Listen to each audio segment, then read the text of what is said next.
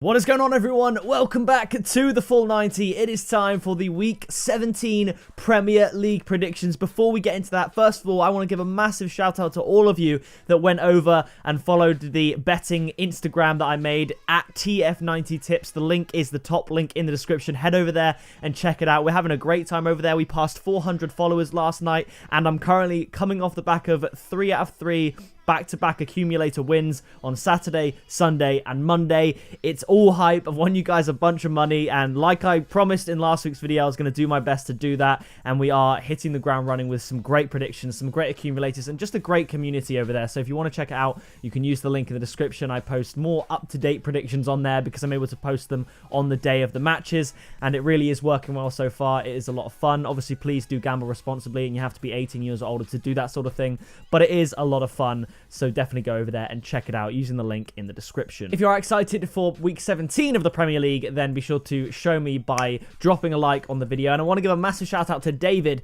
who left his predictions on the previous video in the comments. If you want to get featured in the next episode of the Premier League predictions, then drop yours down in the comments below and let's have a little talk about it. And in this video, I can actually have a look back at how I got on in the previous week because all the results have actually finally happened. It was a decent week, but also not my best week. Kicking off, we had Everton up against Chelsea. I did predict Chelsea would win that game, and they actually lost 3-1 to Everton. There were a few comments on that video saying that me pre-recording it to such an extent may have hurt my predictions a little bit, and it definitely did, because the previous game, week 15, did have a few telling signs that could have helped me a bit more going into this week that I didn't have, whereas over on my Instagram I did have that. I correctly predicted that Liverpool would beat Bournemouth 3-0, so I was happy with that one. I predicted Spurs would beat Burnley 3-1, and they actually won 5-0 with an electric performance. I predicted Watford would finally get another win and win 2-1 against Crystal Palace, and despite having the majority of the possession and the shots and the chances, it ended in a 0-0 draw. I got the Manchester derby wrong. I predicted Man City would win, and Man United, to their credit, played very, very well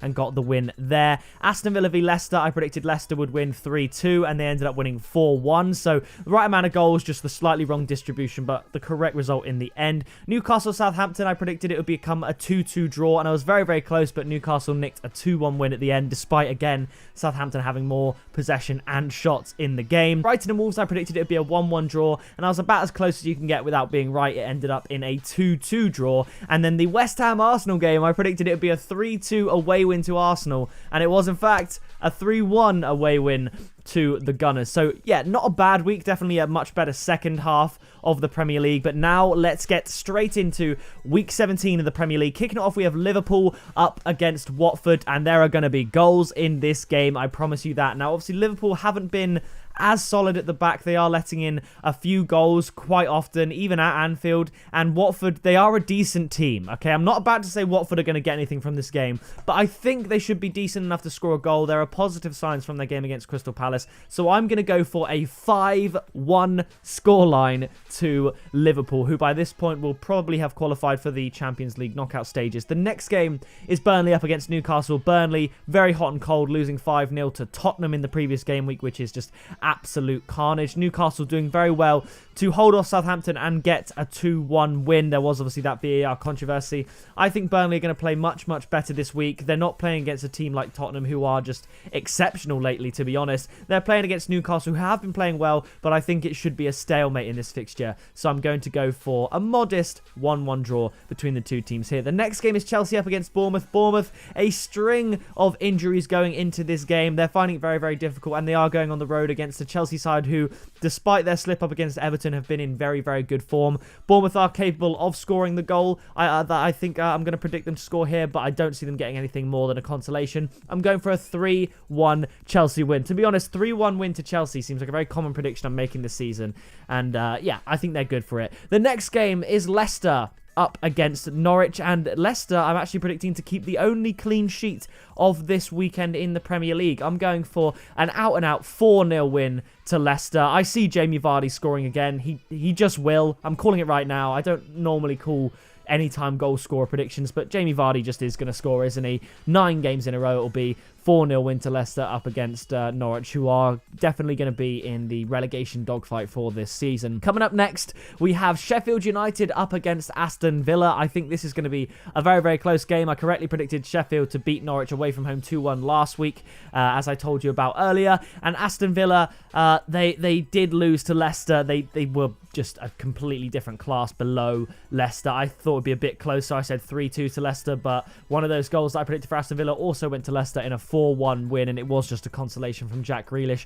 I'm going to go for another clinical Sheffield United win, just like the 2-1 against Norwich. I'm going for a 2-1 home win against Aston Villa. I think maybe if it was at Villa Park, Villa would have enough to get a draw against a team like Sheffield United, unlike Leicester, but it is at Bramall Lane, so I'm going to go for Sheffield United to win this one and both teams to score 2-1. The next game, Southampton up against West Ham. Both teams right in the relegation fight at this point. Huge 6-pointer here, and I think there are going to be more goals. Southampton's games recently have all seen over 2.5 goals. The last 3 of Southampton's games have ended 2-1, twice in favour of Southampton. I correctly predicted both times, and once in favour of Newcastle.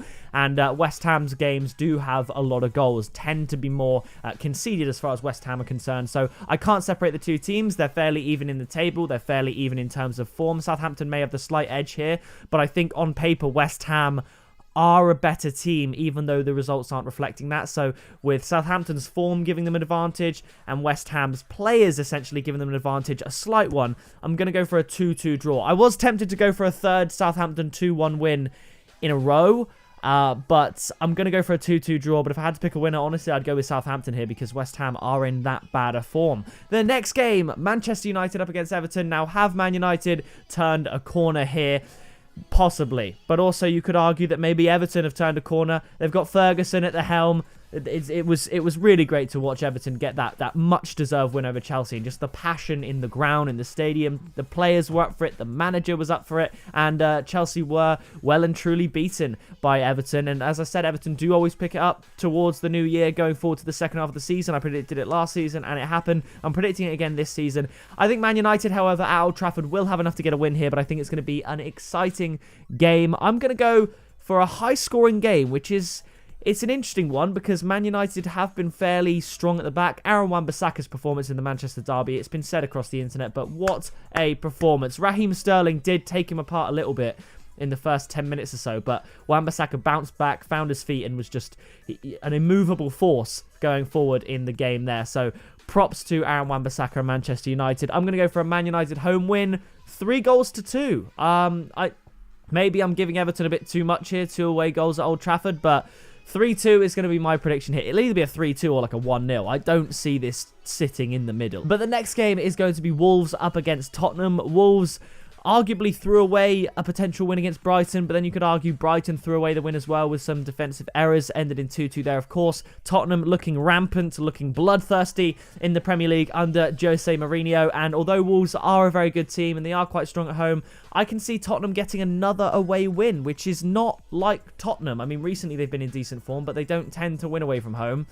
So maybe I'd stay away from this one in terms of a betting sense, unless you're going for both teams to score. But then again, Jose could tighten it up even more at the back. 5-0 win against Burnley, clean sheet. That's what he wants to see. I'm going to go for a 2-1 away win to Tottenham, but this could be a draw. So I'm just putting out that word of caution if you like to have a little flurry at the weekends in terms of betting. But I'm going to go for a Tottenham away win in terms of this video. Obviously, I'm recording this before the Champions League fixtures, so I don't know if there's any major injuries or what their form is like going into the game, but that is where the Instagram comes in. I'll have more up-to-date tips down in the description. The next game, the big one of the week, it is Arsenal up against Manchester City. Probably the best time for Arsenal to play Man City. They're travelling back to the Emirates after a really good away win against West Ham. An abysmal first half performance, it does have to be said, but that second half was much more like the Arsenal you want to see going forward, and Manchester City coming off of the loss in the Manchester derby. So this is the best time for Arsenal to play Man City. So maybe there's a draw on the cards, but I just can't see it.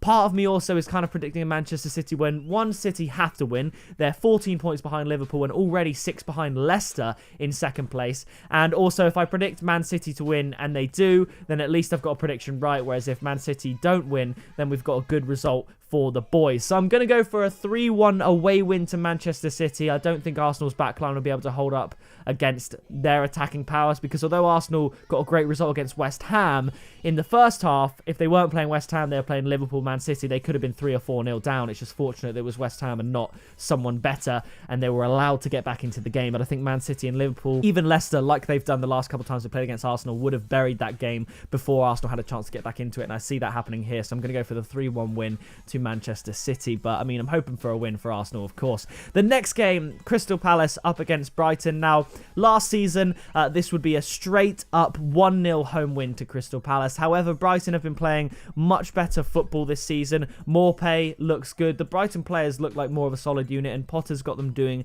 some good things over there. However, I do think Crystal Palace are going to bounce back from an underwhelming performance against Watford and just nick a win here against the Seagulls, because Brighton's away form still isn't the best, despite, of course, finally beating Arsenal at the Emirates. So I'm going to go for a 2-1 home win to Crystal Palace. Again, both teams to score in Brighton games does look pretty good, but I'd err on the side of caution there. I am going to go for a Crystal Palace win nonetheless. So that is going to do it for the Week 17 predictions. If you did enjoy this video, please do show you did by leaving me one of these. Subscribe today so you don't miss a future upload, and turn on the bell so you don't miss another video. And of course, check out TF90 Tips on Instagram to see if we can win you some money like I have been doing over the last week for a bunch of you already. So yes, that is going to do it for this video, and I'll see you in the next one very soon.